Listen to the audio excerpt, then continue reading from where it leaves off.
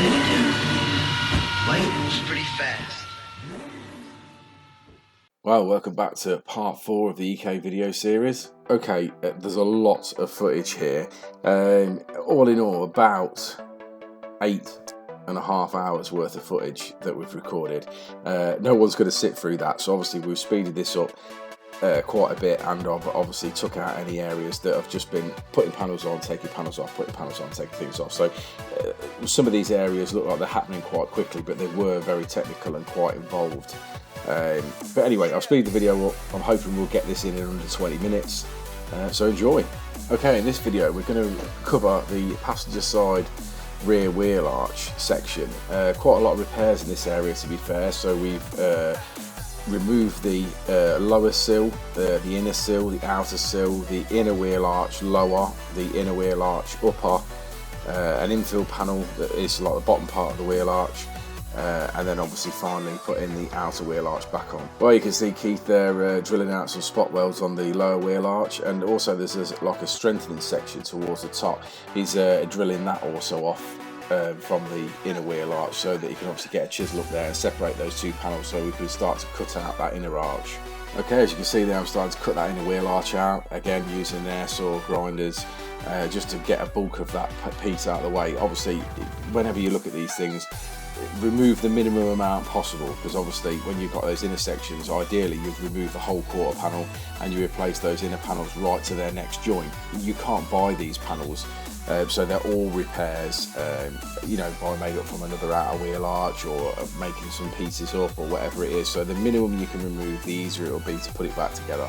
Okay, we've got what I'll call an inner arch repair, but what I've done, I've took an outer arch repair panel, and then basically I've sort of cut that down to a rough shape, and I'm sort of putting that over what remains of the inner arch, seeing if I've got the rough sort of shape that I want.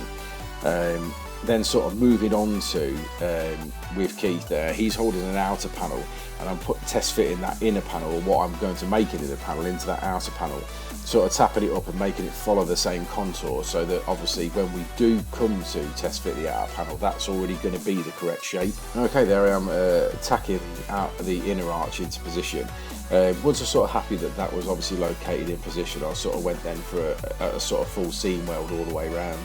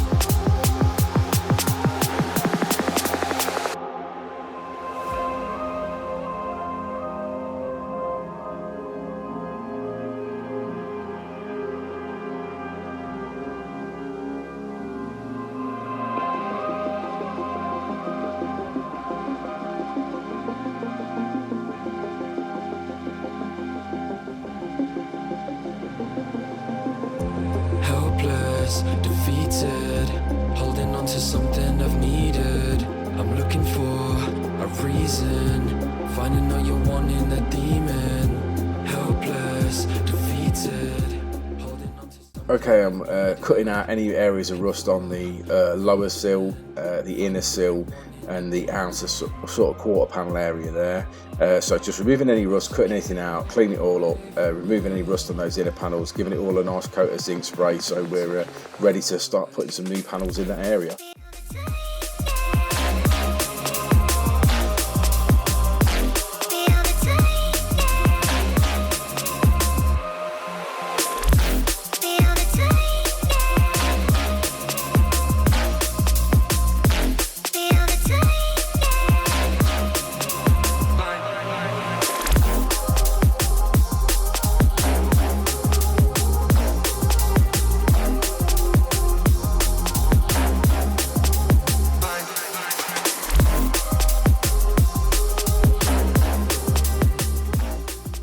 Okay, tricky area this lower inner blanking panel, I would call it. Had to make this from scratch. Can't buy these panels again. I didn't have an inner panel that obviously would replicate. I did have an area that I'd cut out of the spare shell that I've got, but unfortunately that was sort of just as bad as the piece that I had. So I decided to make a piece from scratch out of a new piece of metal. I think it came out really nice, and yeah, we'll get it all tacked in and cleaned up.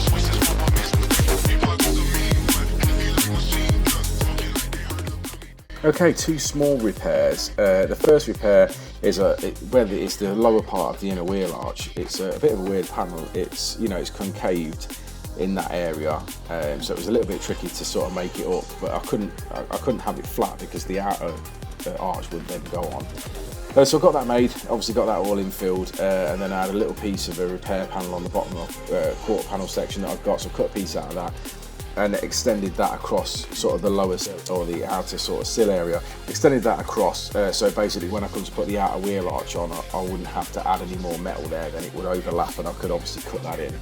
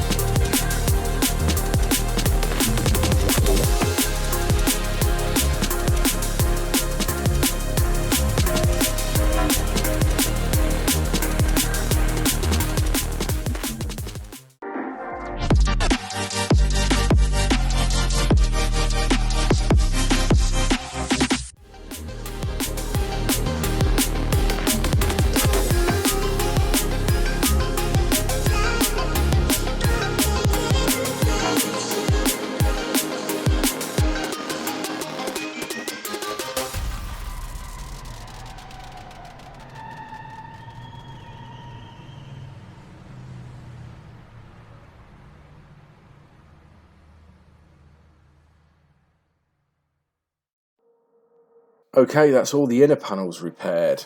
So moving on to the exterior panel. By this point, again, I didn't film me sort of getting it on, taking the inner and outer, taking the outer arch on and off, cutting all that in, linishing all the outer panel, getting it all ready. So that process has already been undertaken here. So we now have an outer repair panel that fits. Obviously, it's cut to shape to fit on the car. So what I'm going to start by doing is panel bonding the wheel arch.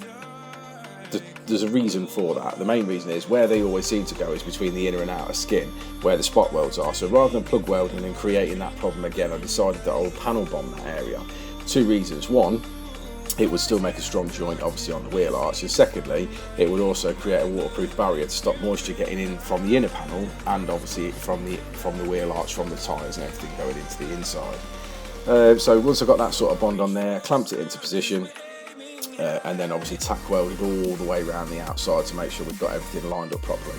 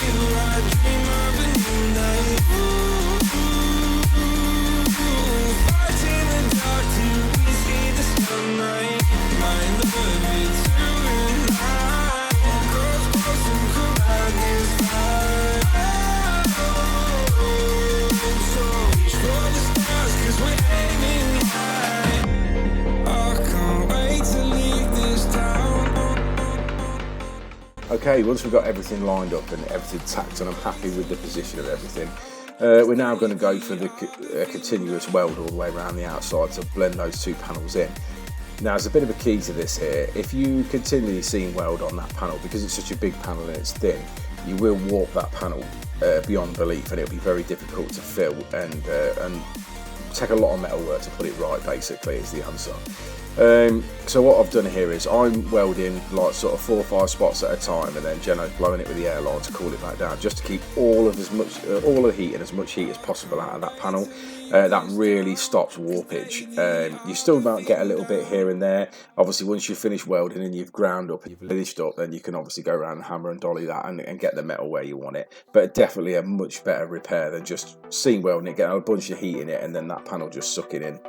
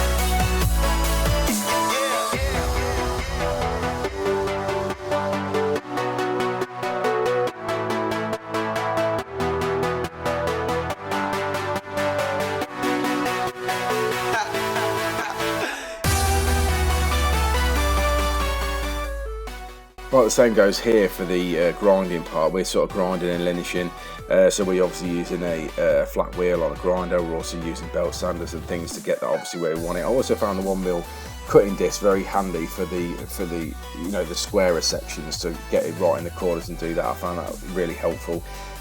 You know, so you're not burning through and obviously thinning the metal out too much there. Same principle with heat. If you grind on it for too long, you heat the panel, you warp the panel. So what I'm doing is every so often I'm stopping, and Jensen's also blowing the panel, so make sure it stays nice and cold.